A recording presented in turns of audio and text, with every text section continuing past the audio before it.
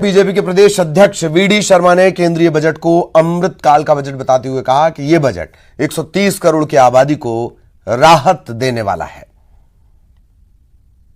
मध्य प्रदेश भाजपा अध्यक्ष वीडी शर्मा मेरे साथ हैं। सर, केंद्रीय बजट पेश हो गया है, कितने नंबर देते हैं इस बजट को? इस बजट को 100 में से 100 नंबर दिए जाएंगे। माननीय प्रधानमंत्री के नेतृत्व में हमारे वित्त मंत्री निर्मला सीतारमण जी ने ये जो बजट प्रस्तुत किया है, ये बजट भारत के आर्थिक चक्र को नई ताकत देने वाला बजट है, ताकि जो बजट के अंदर आगामी आने वाले भारत के जो 100 वर्ष पूरे होंगे, शतायु भारत जब होगा तो यह भारत आत्मनिर्भर और गरीबी से मुक्त भारत बने, ये बजट इसको ताकत देगा। ये बजट मुख्य तौर पर युवाओं के लिए, महिलाओं के लिए, किसानों के लिए, जवानों के लिए और गरीबों की आशाओं को पूरा करने वाला बजट है।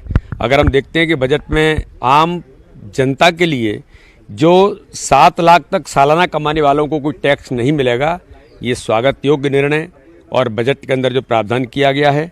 और इसी प्रकार से नौजवानों को अवसर मिलें तो एमएसएमई के अंदर जिस प्रकार की व्यवस्था बनाई है कि 3 करोड़ तक के टर्नओवर पर राहत मिलेगी, उसमें रोजगार के नए अवसर मिलेंगे।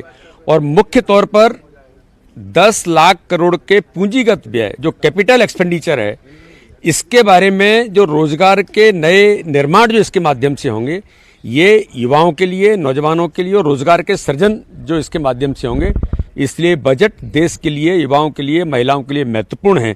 और महिलाओं के बारे में तो विशेष तौर पर जो माननीय प्रधानमंत्री जी ने जिस बात की इसके अंतर्गत व्यवस्था की है कि महिलाओं को सम्मान बचत पत्र योजना जो शुरू की गई है, जिसमें 2 लाख तक बचत करने पर 7.5% ब्याज महिलाओं को मिलेगा। ये महिला सशक्तिकरण का एक बड़ा कदम सरकार ने माननीय प्रधानमंत्री जी के नेतृत्व में आज वित्त मंत्री ने बजट के अंदर व्यवस्था की है। और इसी प्रकार से स्किल इंडिया इंटरनेशनल की स्थापना करते हुए युवा उद्यमियों के लिए अलग से कृषि स्टार्टअप्स योजना शुरू करना, ये भी इस बजट के अंदर एक बड़ा प्रावधान किया है। तो सर, कुल मिला के ये कहा जाए कि क्योंकि आपके यहाँ मध्य प्रदेश में चुनाव है तो चुनावी बजट है, क्योंकि सबको कुछ ना कुछ मिला है, हर आदमी को अपने केंद्र ने कुछ ना कुछ दिया है, पिटारे से कोई खाली नहीं है। देखिए, हर वर्ग को कुछ ना कुछ मिल रहा है। सभी जगह पर हर वर्ग को ये बजट, मैंने कहा ना कि सर्वसमावेशी बजट है। हर समाज वर्ग के लिए, हर प्रकार के लोगों के लिए अवसर कैसे मिलें, इस बजट के अंदर जो प्रावधान हुआ है।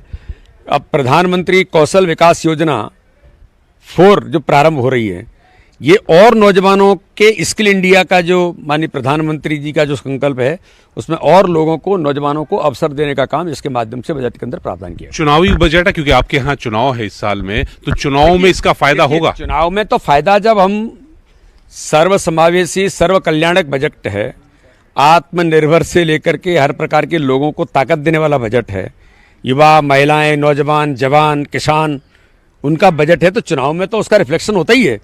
लेकिन बजट में हर प्रकार से सबको कैसे स्ट्रेंथन किया जाए, ये बजट के अंदर प्रावधान किया गया। सर, आप दावा कर रहे हैं कि सबको स्ट्रेंथन करने की बात कर रहे हैं, लेकिन विपक्ष तो ये कहता है कि ऐसा आम लोगों के लिए इसमें बहुत कुछ नहीं है, उम्मीदें जितनी थी वो नहीं खरा उतर रहा। विपक्ष हमेशा से बोलता है, लेकिन इतने वर्षों के अंदर माननीय प्रधानमंत्री के नेतृत्व में आत्मनिर्भर भारत बन रहा है।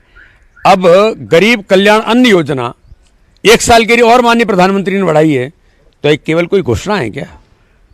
हर गरीब को कोई भूखा देश के अंदर नहीं सो सकता। कोरोना के संकट से शुरू हुआ, फिर माननीय प्रधानमंत्री ने 80 करोड़ लोगों के लिए फिर से प्रावधान किया है। तो ये तो हर गरीब के साथ, हर समाज वर्ग के साथ उन्हें ताकत देने वाला बजट है। तो वीडी शर्मा साहब कह रहे हैं कि बजट जो है समाज के हर वर्ग को ताकत देने वाला है।